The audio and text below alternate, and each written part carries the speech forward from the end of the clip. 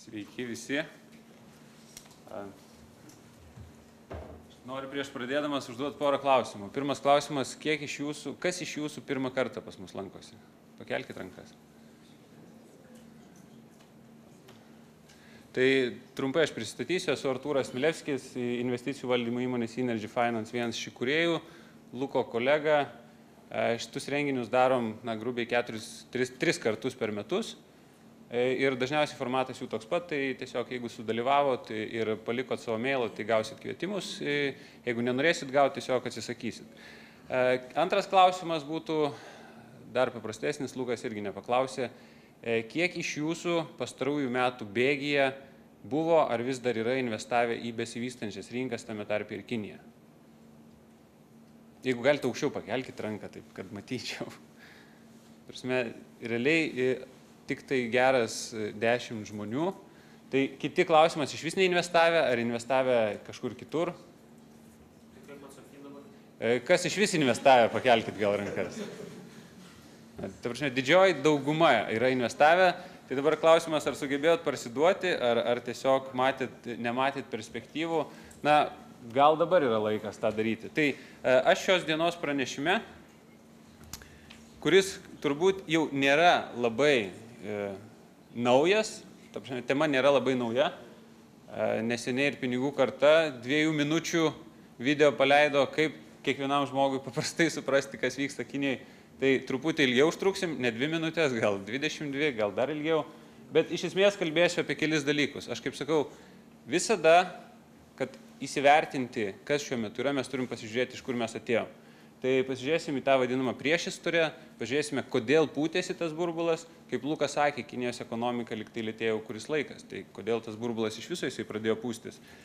Kaip ir kodėl jisai sprogo, ką darė Centrinis bankas. Ir galiausiai, kaip visa tai gali įtakoti ne tik Kinijos, bet ir viso pasaulio ekonomiką. Jeigu įdomu ir aš po to tos skaičius pateiksiu, Kinijos ekonomikos augimas šiuo metu sudaro 40% viso pasaulio ekonomikos augimo. Tai bet koks iš esmės jų ten nusičiaudėjimas ar sulėtėjimas to 1% turi labai didelį įtaką viso pasaulio ekonomikai. Nes Lukas truputį blogai pasakė, lyginant su Europos ekonomika, Kinijos ekonomika auga ne 2 kartus daugiau, o 7 kartus daugiau, nes Europos ekonomika praktiškai neauga. Tai pradėsiu aš nuo paprasto paveikslėlio. Visi kalba apie Kinijos akcijų burbulą, tačiau kaip jis atrodo. Šitam grafikė yra pavaizduotas pagrindinis Kinijos akcijų indeksas Shanghai Composite Index. Ir jisai yra pavaizduotas nuo 2014 metų Liepos iki šio pirmadienio. Paskutinių 2 dienų nėra. Ir ką mes čia matome? Mes matome vadinamą burbulo tą pūtimosi stadiją, kuri truko maždaug 12 mėnesių ir per tą laikotarpį Kinijos akcijos pabrango 150%. Antra stadija buvo šiek tiek greitesnė, vos 2 mėnesiai ir kainos smuko apie 40%. Tai kai mes kalbam apie tą Kinijos burbulą, mes realiai kalbam apie šitą stadiją. Ir dabar be abejo klausimas, tai kodėl visa tai įvyko ir kodėl šiuo metu situacija yra tokia, kad realiai akcijų kainos sugrįžo į šių metų pradžios lygį. Dar viso prieš tai buvusio augimo kaip ir nesuvalgė, bet sugrįžo į tą lygį, kuris buvo metų pačioje pradžioje. Tai reiškia, jeigu, tarkime, kažkoks ekonomistas kalbėjo apie Kinijos akcijas vasaros pradžioj ir dažniausiai tuo metu statistika buvo tokia, kad Kinijos akcijų rinka buvo pati pelningiausia pasaulyje, tai šiuo metu praktiškai visas tas uždarbis jisai dingo. Ir dar vienas įdomus faktas, kurio nepaminėjau, tai kad pačiam pike, ir jeigu kam įdomu, tai buvo birželio 12 dieną, šitam taške Kinijos akcijų rinkos bendra kapitalizacija siekia apie $10 trilijonų. Retam, kuriam tai daug ką pasako, bet tiesiog tai buvo antra pagal dydį akcijų rinka pasaulyje. Prieš 2 metus Kinijos akcijų rinkos kapitalizacija buvo vos ten apie $3-4 trilijonus. Tai per porą metų kapitalizacija išaugo praktiškai 2 ir Kinijos akcijų rinka tapo antra po JAV rinkos. Tai va, kas gavosi?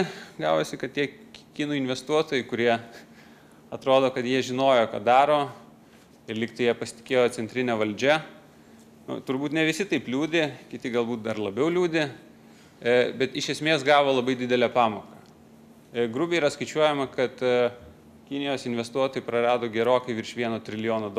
Jų ten daug, ne 1 milijonas ten gyvena, bet investuoja viso labo apie 80 milijonų kiniečių. Tai gali paskaičiuoti, jeigu, tarkim, prarado $1,5 trilijono, kiek vidutiniškai kiekvienas ant savo galvos pasiėmė nuostolių. Tai va, tai pradėkime nuo to, reiškia, kur Kinijos akcijų rinka buvo 2014 metų viduryje. Čia yra tas pats indeksas, tik tai 20 metų istorija. Jūs matot, kad vaizdas yra visiškai kitoks. Buvo 2005-2007 metais burbulas gerokai didesnis. Tuo metu per 2 metus Kinijos akcijos pabrango 6 kartus. Mes dabar kalbam apie 150%, ten buvo apie 500%. Tai kas po to įvyko, mes jau žinom. Buvo faktas pasaulinė recesija, tai neigiamai paveikė ir Kinijos akcijų rinką. Bet kas įvyko 2014 metų viduryje? Kai matom, pirmas dalykas, tai akcijų kainos tuo metu buvo visiškai tokios pačios, kaip kad 2000-aisiais. Tai reiškia, realiai 14 metų investavo, tarkim, vietinis kinietis į akcijas 2000 metais, išlaikė 15 metų. Liktai finansų teorija sako, kad metinė grąža turėtų būti apie 10%, jisai žiūri, yra 0. Aišku, tikėtina, kad jisai pardavė brangiai, tiksliau pardavė pigiai, nusipirko brangiai ir jisai yra minuse, bet iš esmės, jeigu mes imsim bet kokią turto klasę ir matysim, kad per 15 metų tos turto klasės grąža yra 0, tai tikėtina, kad į tą turto klasę nieks nebenori investuoti. Tikėtina, kad dauguma yra ją jau parsidavę, ir tiesiog tas vadinamas dalyvavimo reitas ar dalyvavimo lygis, jisai yra pakankamai menkas. Tai reiškia, pardavėjų daug nebeliko. Ir 2014 metų vidurys buvo tas momentas, kai iš tos vadinamos neigiamos tendencijos indeksas jisai išsiveržė ir pradėjo brangti. Tai va, kas po to įvyko, mes jau žinom. Tai klausimas, kodėl tai įvyko. Kodėl tos Kinijos akcijos jos pradėjo judėti viršų. Tam galim būtų dabar jau pasižiūrėjus atgal, porą tokių paaiškinimų. Pagrindinis paaiškinimas galėtų būti labai paprastas, kad 2014 metų pradžioje Kinijos akcijos jos buvo sąlyginai pigios. Pagal tai ar brangios ar pigios akcijos mes visada patys naudojam tą vadinamą PE rodiklį arba akcijos kainos santykį su pelnu. Ir per pastaruosius 10 metų vidutinis Kinijos akcijų PE rodiklis buvo apie 16-17, kaip matom, 2012, 2013 ir 2014 pradžia, tas rodiklis buvo žemesnis. Tai teoriškai žiūrint, tuo metu, reiškia 2012, 2013, 2014 pradžia, Kinijos akcijos buvo pigios ir iš tikrųjų galiu prisipažinti, kad tikrai buvo straipsnių, buvo analitikų, kurie apie tai kalbėjo, kad Kinijos akcijos yra nuvertintos ir kad ten yra potencialų. Nereiškia, kad jos brangs po 100%, bet kad jos pabrangs po 10, 20 ar 30%, tai tikrai tokių kalbų buvo. Bet iš esmės, jeigu mes toliau gilinamės, mes suprantam, kad tai buvo tik tai vienintelis teigiamas dalykas, skatinęs tuo metu galvoti apie investavimą į Kinijos akcijas. Nes, pavyzdžiui, BVP, kaip jau Lukas ir minėjo, jisai mažėjo. Ekonomikos augimo tempas mažėjo. Tai nėra tragedija, bet tiesiog porą faktų. Šiais metais per pirmą pusmetį buvo užfiksuotas 7% metinis augimas. Ir 7% nėra baisu, bet tai buvo pats blogiausias rezultatas per paskutinį ketvirtį amžiaus. Tai ir kaip Lukas sakė, yra didelis lūkestis Kinijai, kad jinai turėtų augti galbūt 8-9%, bet kuo toliau, tuo sudėtingiau jai tą padaryti. Ir, kaip matome, paskutinius, grubiai 5-6 metus ekonomikos augimo tempas mažėja. Tai ta prasme, kad prastesnės ekonominės naujienos nebuvo niekam kažkokia tai staigmena. Kitas dalykas, į kurį mes žiūrim, tai jau, kaip Lukas minėjo, tie aplenkiantys indikatoriai, ir aš čia daugiau neišsiplėsiu, šiek tiek ilgesnė istorija nuo 1992 metų. Čia jūs matote ciklus, kada ekonomika augo, kada jinai traukėsi arba, vadinkim, augo mažiau negu ilgalaikė tendencija. Bet grubiai tai nuo 2014 metų gegužės Kinijos ekonomika perėjo į tą vadinamą nuosmukio stadiją. Ir šiaip dažniausiai nuosmukio stadijoje investuoti yra geriausias laikas, nes tada turtas yra pigesnis dažniausiai. Bet šiuo atveju gavosi taip, kad Kinijai perėjus į nuosmukio stadiją ir mes jau tą žinojom tuo metu, Kinijos akcijos pradėjo brangti. Ir šitoje vietoje mes turim totalų, vadinkim, fundamentalių rodiklių ir rinkos išsiskyrimą. Ir kyla elementarus klausimas, kodėl taip įvyko. Kodėl per metus, nuo tų 2014 metų vidurio, kodėl tos akcijos pabrango 150%. Tai vienas iš atsakymų yra labai daug. Daug kas bando suversti tai bendrai politikams, centriniam bankui, nes jeigu šiaip pasižiūrėti prieš istoriją, tai labai daug kiniečių investavo į nekilnojamą turtą. Kaip ir lietuviai buvo nekilnojamo turto specialistai, taip ir pasirodo ir kiniečiai yra tokie patys nekilnojamo turto specialistai. Tai realus apčiuopiamas turtas, jisai daug ką vilioja, ypač jeigu jo kainos auga po 10–15% per metus. Kitas dalykas, reiškia, nekilnojamas turtas Kinijai jau buvo paskutinius 5 metus pabrango apie 80%, tai ne visiems jisai tapo įperkamas, ne visi turi ten, tarkime, $100,000 ar $50,000 įsigyti kažkokį būstą kaip investiciją. Tai pradėjo centrinis bankas po truputį populiarinti tą investavimą į akcijas. Kad kiekvienas eilinis, Kinijoje ne Džo, bet ten koks nors Ksio, kiekvienas eilinis kinietis gali tą daryti. Ir dar retorikoje buvo tokių pastabų, kad maždaug mes užtikrinsim likvidumą, mes išlaikysim jūsų augančius pelnus ir bandė priversti psichologiškai nukreipti į investavimą į akcijas. Vienas dalykas. Kitas dalykas, centrinis bankas pradėjo po truputį vykdyti skatinamą ekonominę politiką, tai irgi mažino palūkanas, mažino bankų rezervus kažkiek, laisvino kreditavimą investicijom. Ta prasme, kūrė įvairiausius reiškia, įrankius, kurie palengvintų paprastiems žmonėms investuoti. Taip pat buvo vadinama Šanchajaus ir Honkongo biržų linkas. Tai reiškia, iki porą metų atgal užsieniečiai iš Šanchajaus, tą žemyninę akcijų biržą, negalėjo ateiti. Jie galėjo investuoti iki kiniečių akcijas, kurios yra listinguojamos Honkonge. Dažniausiai tai buvo stambus bankai, stambų telekomunikacijų bendrovės, tai yra didelės Kinijos bendrovės. Tačiau tos mažesnės ir, vadinkim, tos perspektyvesnės bendrovės, jos daugiausiai listingavosi Šanchaj ir prieimą prie jų turėjo tik tai vietiniai. Grubiai prieš metus tai pradėjo keistis ir vėlgi tai sukūrė papildomą paklausą iš kitų šalių. Trečias dalykas, didelis retail arba smulkių namų ūkio investuotojų susidomėjimas ir didelis skolintų pinigų panaudojimas. Tai jeigu jūs manęs dabar paklaustumėte, tai kas buvo pagrindinis tas driveris arba pagrindinis veiksnys įtakojęs akcijų kainų augimą 150%, tai iš esmės yra 2 paskutiniai. Ir aš tiesiog tuoj pateiksiu pavyzdžius ir jūs suprasite, kodėl. Šitam grafikui yra pavaizduotas tas pats Kinijos akcijų indeksas, o raudona kreivė, kur yra truputį žemiau, yra naujų investicinių sąskaitų skaičius atidaromas kiekvieną mėnesį ar kiekvieną savaitę, dabar tiksliai nepamenu. Tai įsivaizduokit, visą laiką, kai Kinijos akcijų indeksas vyravo ir jis po truputį judėjo žemyn, susidomėjimas iš investuotojų pusės jisai buvo menkas. Ta prasme, nedaug naujų investuotojų ateidavo į rinką. Atsiprašau.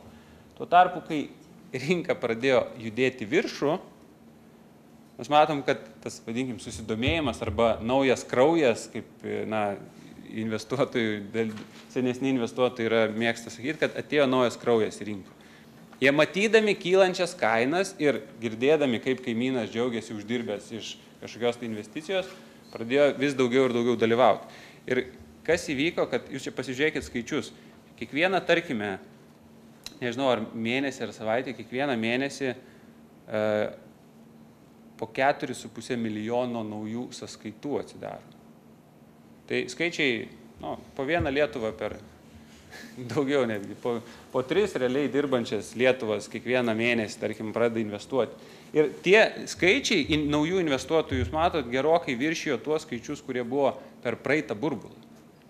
Tai va, tai kad suvokt, kokie tai skaičiai, iš esmės, piko metu investavo apie 80 milijonų kiniečių, jų dabar yra ten 1,4 milijardo, tai nėra labai daug, bet yra apie 7% populiacijos.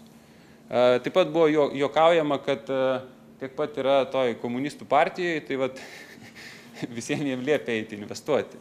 Bet juokas juokais, tai dalyvių buvo pakankamai daug. Aš bandžiau paskaičiuoti, kiek Lietuvoje procentaliai investuoja, tai Lietuvoje šiuo metu procentaliai investuoja mažesnė dalis gyventojų negu kad Kinijoje. Tai mes realiai nuo jų šito vietą atsiliekam. Galbūt mes truputį daugiau žinom negu jie, bet skaičiais mes nuo jų atsiliekam. Kitas dalykas, kuris šiaip turėtų liūdinti, iš esmės, tai yra, kad, matot, didžioji dalis sąskaitų buvo atidaryta jau indeksui artėjant prie piko. Tai kaip manot, jie labai daug uždirbo investavę.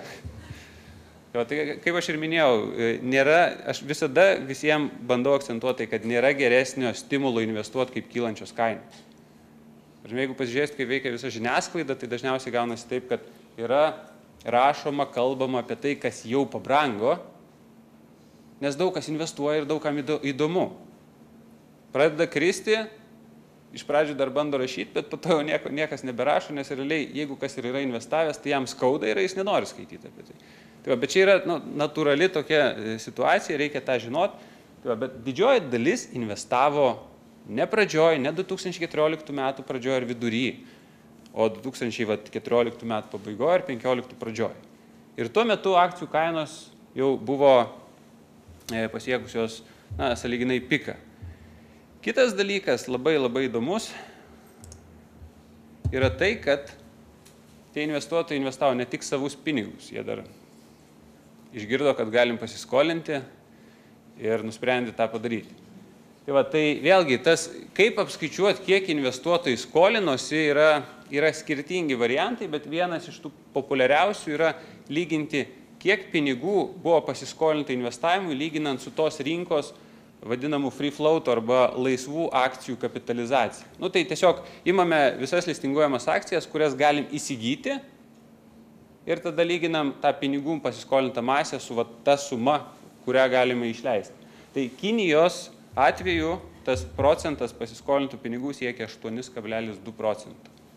Vėlgi, pirmas skaičius nieko jisai nesakys, bet kaip pavyzdį galiu pasakyti, kad šiuo metu JAV akcijų rinkoje, ta vadinama margin debt arba paskola prekybai, sudaro 2,5% nuo free float, nuo tų laisvų akcijų. Tarkime, kai vyko Azijos krizė 98 metai, Taivane ta paskolos lygis buvo apie 6%. Teko matyti dar vieną grafiką, kad 1929 metais, tai yra prieš didžiąją depresiją, patys amerikiečiai buvo užsiskolinę apie maždaug 8% to free float. Tai realiai, žiūrint istoriškai, 8% paskola, lyginant su laisvų akcijų kiekiu, yra labai didelė. Tai kitas dalykas, kaip pinigų masė augo skolintų. Tai čia yra vidurinis grafikas. Matot, kaip augo juaniais tų paskolų vertė, tai buvo kažkada 14 metų pradžioj 0,25 trilijono ir galiausiai pasiekė beveik 2 trilijonus. Ir pasižiūrėkit, kaip keitėsi indekso grafikas. Ta prasme, man nereikia čia daug skaičiuoti, bet koreliacija turbūt buvo 0,98. Tai jeigu norėsit, susiraskit skaičius ir paskaičiuokit patys. Bet mintis yra ta, kad didžiąją dalį to kainų augimo sudarė tų namų ūkių kiniečių investicijos, kurios iš dalies buvo dar vedamos skolintų pinigų. Ir dabar įsivaizduokit, kas įvyksta, jeigu akcijų kainos pakrenta per vieną dieną 10%. O didžioji dalis dalyvių, jie turi pasiskolinę investavę pinigų ir supranta, kad jeigu kainos dar kris, jisai ne tik praras tai, ką turėjo, jau nekalbant apie tą, ką pasiskolino, jisai gali netgi nueiti ir į minus. Ir čia įvyksta tas vadinamas fire sale, angliškas terminas, arba kai iš esmės pardavinėjau bet ką už bet kokią kainą, kad tik tai pasiimti pinigus. Tai jeigu kas nors man sakys, reiškia, kad tas augimas buvo susijęs ten su centrinio banko politika arba ten su dar kažko, tai aš tiesiog sakysiu, džiugu, tai yra tavo nuomonė. Mano nuomonė yra ta, kad tai buvo tradicinis, aš kaip sakau, vadovėlinis akcijų burbulas, kur kylančios kainos pritraukia naujus investuotojus, nauji investuotojai pradeda skolinti, tai reiškia didesnė pinigų masė vejasi tą patį akcijų skaičių, akcijų kainos kyla, kylančios kainos pritraukia dar investuotojų ir tas ratas, toks, kaip sakant, sukasi, kol galiausiai kainos nepradeda kristi. Ir va čia klausimas, tai kas buvo trigeris, kodėl tos kainos pradėjo kristi? Dauguma analitikų, ekonomistų pasakys, kad išėjo prasti ekonomikos duomenys. Nes realiai kito paaiškinimo nėra. Bet ekonominiai duomenys prastėjo jau 5 metus. Žinoma, nebuvo čia kažkoks stebuklingas, labai prastas kažkoks duomuo, išėjo birželio 12 dieną ir akcijų kainos pradėjo nerti žemyn po 10%. Nes tas kritimas jisai nebuvo toks po procentą kasdien, čia buvo -10, +2, -10, -10, per porą savaičių nukrito apie 30%. Tai pagrindinis, mano manimu, kiek aš bandžiau gilintis, analizuoti, tai buvo tiesiog kažkurio momentu dalis nusprendė parsiduoti, gal tai buvo kažkoks stambus žaidėjas, gal tai buvo kažkoks rimtas prekeivis, nesvarbu, bet kažkokia dalis investuotojų nusprendė parsiduoti ir kainas numušė 5%. Vien tik tai tas kainos numušimas jis automatiškai sukelia tą vadinamą sniego gniūžtės efektą, kai kita dalis, matydami krentančias kainas, jie puola pardavinėti.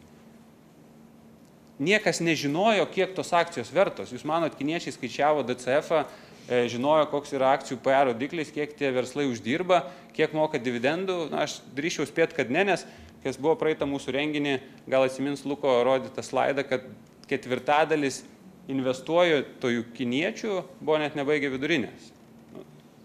Tikėtina, kad kas yra DCF-as, jie nežino ir kaip ten tą finansų analizę atlikti įmonės.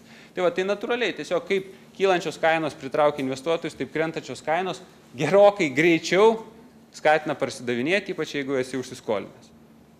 Tai yra toks posakis, kaip akcijų kainos auga kaip lipa laiptais, o krenta kaip šoka pro langą. Tai čia mes matome identišką vaizdą. Augimas jisai buvo toks, sakykime, staigus, daug paaugo, bet nukrito dar greičiau. Nes iš esmės per tą laiką Kinijos įmonių pelnai jie 100% nepadidėjo. Ten jeigu padidėjo 5%, tai gal ir neblogai. Tai dabar klausimas, o ką darė Kinijos centrinis bankas? Nes iš esmės, jeigu įsivaizduokit, Kinijos akcijų rinka pabrangsta grubiai daugiau negu 100%, siekia $10 trilijonų ir indeksas nukrenta 40%, tai reiškia, kad kažkur dingsta $4 trilijonai. Tai yra 40% metinio šalies BVP. Kas jį pavogė? Kažkas kaltas. Jokas jokais, bet realiai kiniečių valdžia pradėjo sudinti žmonės. Tai pasodino į kalėjimą, ar bent jau suėmė žurnalistą, kuris tipo parašė straipsnį įtakojusį kritimą. Vakar buvo pranešimas, kad suėmė pačios stambiausios brokerinės kompanijos Kinijoje, kuri veikia jau daugiau negu 30 metų vadovus. Juos įtarė vadinamų insider tradingų, tai reiškia prekybą pasinaudojant neviešai skelbiamą informaciją. Tai kerta galvas. Tai ta prasme, kad teoriškai žiūrint, tai natūralu, valdžia nori kaltę nuo savęs numest ant kažkieno kito ir, sakant, suranda tuos ožiukus, kuriuos ir paskers. Bet dingo 40% šalies BVP ir faktas, kažkas jį uždirbo, kažkas jį prarado. Ta prasme, tie, kurie pirko akcijas brangiai, tai jie be abejo prarado, kažkas parsidavė tas akcijas brangiai, tai jie uždirbo. Arba bent jau išsikešino. Tai kas prarado, mes jau žinom. Buvo paskaičiuota, kad 80% visos rinkos priklausė tiem paprastiem kiniečių investuotojų. Ir kurie, kaip matėm, didžioji dalis atėjo jau tam baliui po truputį baigiantis. Ir ką darė centrinis bankas? Jisai visų pirma sumažino tą vadinamą reikalavimą bankų rezervą. Tai reiškia, kai komercinis bankas gauna indėlį, jisai turi atidėti kažkokią dalį į rezervą, kitą dalį jis gali skolinti. Tai kuo tas rezervas mažesnis, tuo bankas daugiau gali skolinti, didesnis likvidumas. 2 kartus buvo sumažintos bazinės palūkanų normos. Tai vat kiniečiai dar džiaugiasi tuo, kad jų palūkanų normos nėra ties nuliu, jie dar gali kažkiek mažinti. Buvo uždrausta stambiem akcijų savininkam pardavinėti akcijas. Tai tiesiog neleido.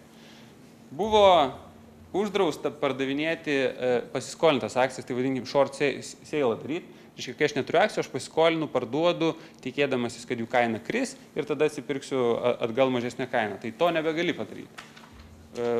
Buvo leista pensijų fondam investuoti į akcijas, ko prieš tai nebuvo.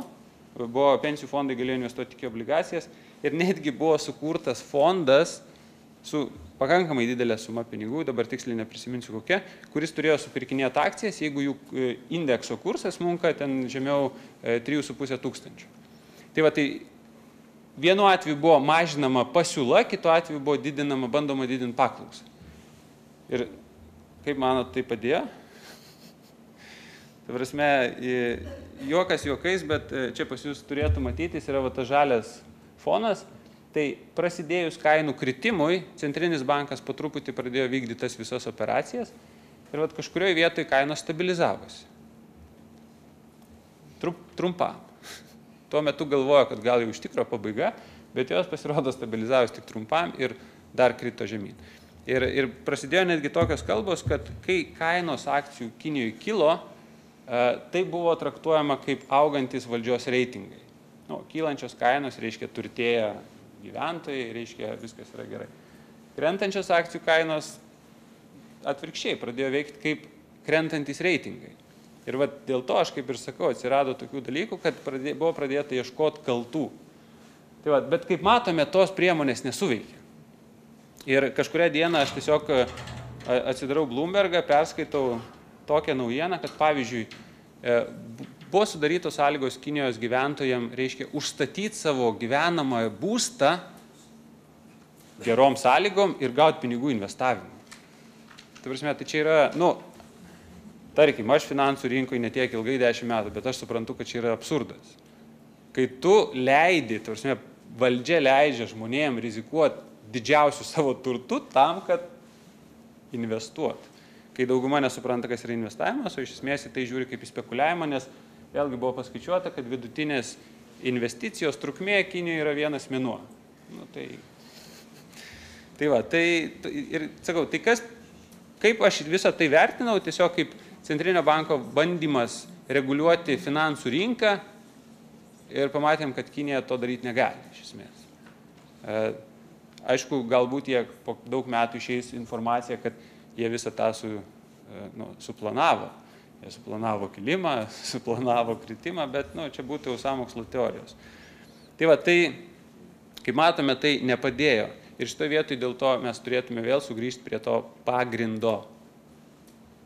Reiškia, tas Kinijos akcijų kainų augimas ir po to kritimas, jisai buvo grinai įtakotas sudarytos paklausos, tada masės psichologijos, viskas susprogo, iš esmės tokiais atvejais indeksas realiai turėtų sugrįžti prieš tai buvusi pradinį lygį. Ten plius minus, tarkim, 10, 20, 30%. Tai teoriškai žiūrint, mes dar negrįžom į tą lygį, nuo kurio prasidėjo viskas, bet, aš kaip ir sakiau, nebūtinai mes ir grįšim.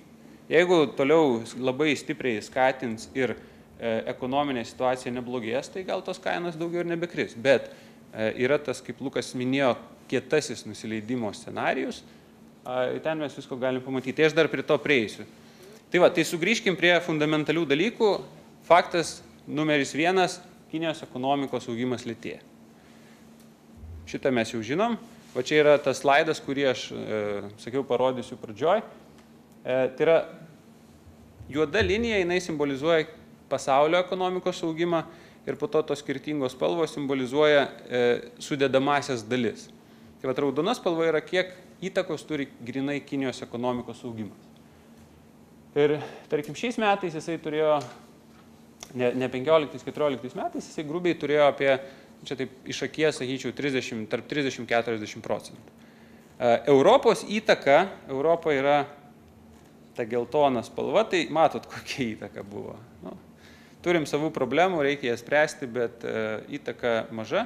JAV ekonomikos augimas iš esmės yra, kaip atskiros šalies yra antras pagal dydį. visos kitos šalys sudaro realiai kitą pusę pasaulio ekonomikos augimo. Tai dabar, kur aš manau slypi didžiausia, vadinkim, problema ar klaustukas, tai kaip Kinijos ekonominės situacijos, tarkim, kaip keisis jinai ir kaip tai įtakos viso pasaulio ekonomikos augimą. Nes dabar skaičiuokim, jeigu Europa neauga, tai kad bendras pasaulis judėtų į priekį, tai Europa turėtų atsigauti. Arba, tarkim, amerikiečiai neturėtų lėtėti. Arba, tarkim, kitos šalis, kurios iš esmės jos labai yra susijusios ir priklauso nuo tų stambiųjų ekonominių zonų, tai išvada yra tokia, kad jeigu kiniečių ekonomika lėtėja, tai labai tikėtina, kad tai turi neigiamą įtaką viso pasaulio ekonomikos augimui, viso pasaulio vartojimui, pardavimų pajamom, įmonių pelnam ir taip toliau. Tai ir šitoje vietoje yra labai toks didelis klaustukas, reiškia, ar ta situacija blogės ar ne. Kad būtų dar aiškiau, aš pateiksiu, čia yra tokia, tikiuosi matosi, išskaidyta, kokios šalys, kokią dalį sudaro Kinijos importo. Tai reiškia, tos šalys eksportuoja į Kiniją ir jeigu jos eksportuoja ir kiniečių ekonomika lėtėja, jie tarkim mažiau iš jų perka, jų atitinkamai ekonomikom gali būti suduotas kažkoks smūgis. Tai didžiąją dalį, kaip matome, sudaro Azijos šalis, Koreja, Japonija, Hongkongas, amerikiečiai 8%, Vokietija 6%, tai iš Europos Vokietija ir Prancūzija didžiąją dalį sudaro. Iš Lotynų Amerikos yra Brazilai pagrindinė ekonomika, kuri turi sąsajų, ir iš Azijos, ten Okeanijos yra Australija. Ir šitoje vietoje, kaip Lukas minėjo, atsimenate, žaliavinės valstybės. Brazilija, Rusija, Kanada, čia yra labai nedidukė, Australija. Tai kokias pasiekmes, iš vienos pusės žaliavų kainų mažėjimas, bet iš kitos pusės realiai Kinijos ekonomikos lėtėjimas turėjo tų šalių, žaliavinių šalių valiutom. Tai pažiūrėkit, Rusijos rublis raudona linija smuko nuo 14 metų pradžios 50%. Be abejo, tai ne tik tai su žaliavom susiję, tai susiję su jų vykdoma šiokia tokia politika nepriimtina mums. Brazilijos realas 40%, čia lyginant su doleriu. Kanados doleris, Australijos doleris apie 20%. Tai faktas, dabar vieni sako, kad tai dėl žaliavų kainų mažėjimo, bet iš esmės žaliavų kainų mažėjimas ir buvo dalinai įtakojamas Kinijos ekonomikos lėtėjimo. Nes Kinija suvartoja trečdalį pasaulio vario ar ten metalo, labai daug anglies suvartoja, yra viena iš pagrindinių naftos vartotojų, jeigu taip žiūrint suminių, kiek jinai ten tų barelių ar tonų suvartoja. Tai jau atsispindi tų šalių, kurios išgauna ir eksportuoja žaliavas valiutose, ekonominiuose rodikliuose. Tai kalbėti apie tai, ar ta Kinija čia iš tikro lėtėja ar ne, aš manau, nėra tikslinga, jinai lėtėja. Tik tai klausimas, kuris tas scenarijus. Kietas, nepadariau klaidos, kietas ar minkštas? Truputį pamastymui. Kietas nusileidimas, akcijų kainos smunka, tai reiškia Kinijos ekonomika, jos augimo tempas lėtėja greičiau negu dabar tikimasi. Nežinau, ar supratot, bet, tai tarkim, dabar augam 7%, visi galvoja, kad taip ir išliks, bet, tarkim, augimas krenta iki 6 arba 5%. Yra ekonomistų, kurie teigia, kad dabar Kinijos realus ekonomikos augimas yra 5-4%. Tai jeigu išeitų realūs duomenys, kad Kinijos ekonomika auga 4 ar 5%, tai jau būtų tas kietasis nusileidimas, akcijų kainos tikrai jos dar pakristų, nekilnojamo turto kainos galėtų pradėti kristi, turėtų pradėti augti bankrotų skaičius, be abejo, tai turėtų neigiamai paveikti Kinijos šitą investuotojų rizikos apetitą. Reiškia, investuotojai pradėtų vengti riziką, jie turėtų teoriškai perskaičiuoti, kiek verslas yra vertas.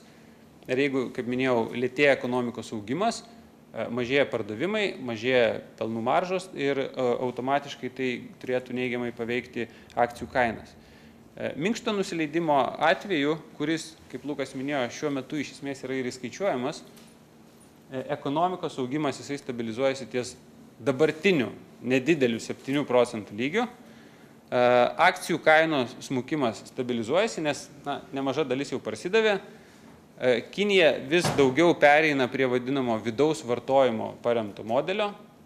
ką jau nori padaryti 5 metus, ko nelabai pavyksta padaryti. Ir iš esmės tą patvirtino devalvacija valiutos. Jeigu pas juos vidinis vartojimas būtų pakankamai stiprus, tai jiems nereikėtų savo valiutos piginti, kad jų prekės kitam pasauliui būtų pigesnės.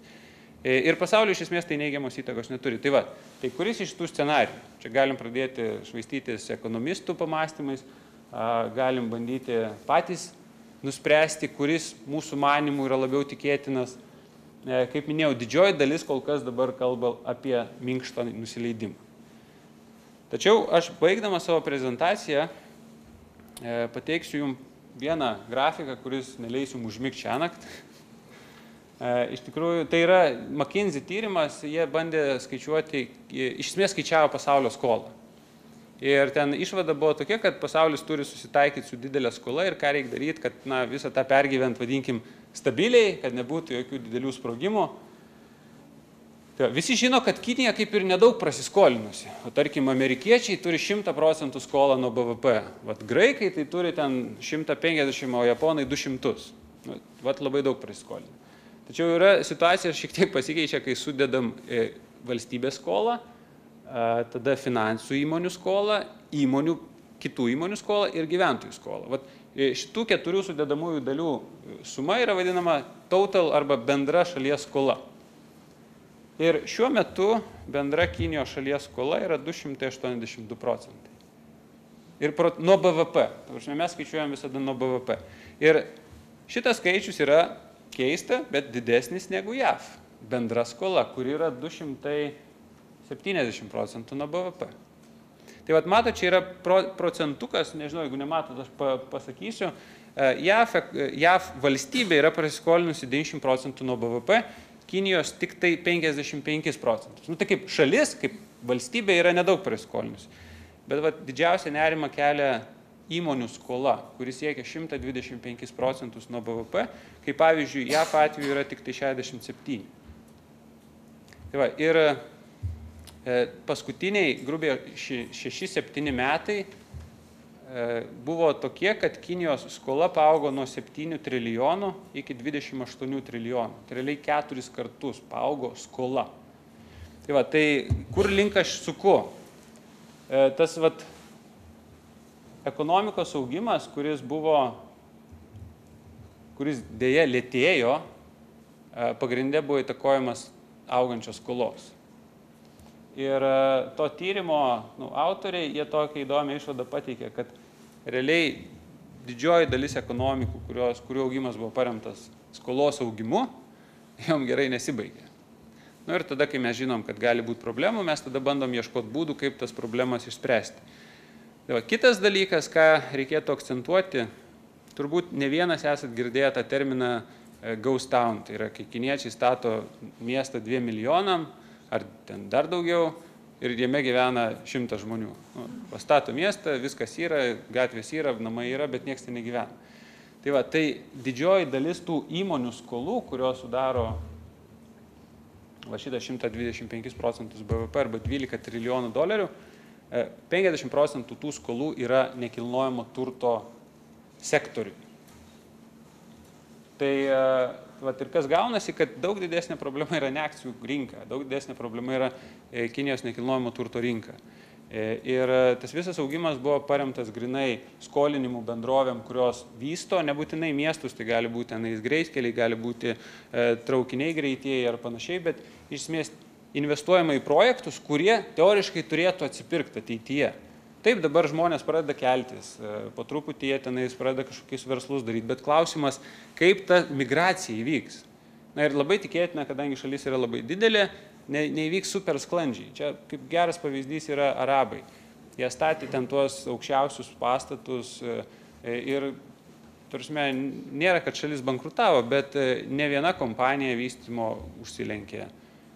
Buvo pas juos ten ir šiokia tokia krizė. Aišku, dabar arabam labai neigiamai veikia naftos kainų mažėjimas, bet ką aš noriu pasakyti, kad čia yra tiksinti tokia bombikė.